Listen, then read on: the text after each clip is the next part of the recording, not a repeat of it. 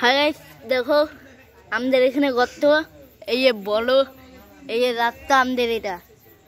আমাদের উদয়পুরের রাস্তা এই যে রাস্তাটা এই যে এদিকে রাস্তা আছে এদিকে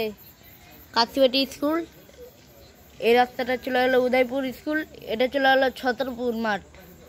তারপর দেখো আমি কোথায় নামছি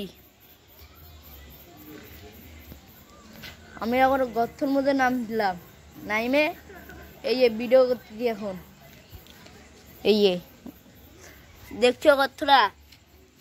এখানে কোনো লোক পড়লে উঠতেও পারবে পাইপ আছে আবার জলের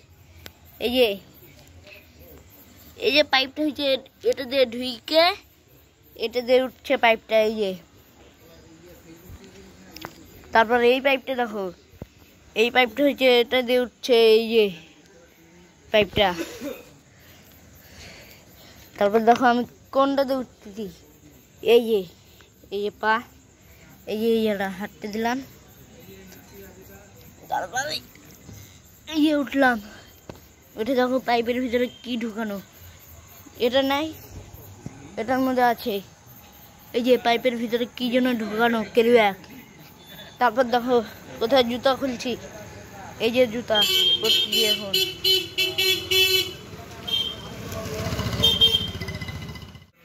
আগে আমি চলে আসলাম এখন মনোমাথা এসে আমি কি ভিডিও করতেছি দেখা যাক পরে ছোট না খেয়ে যে ওরা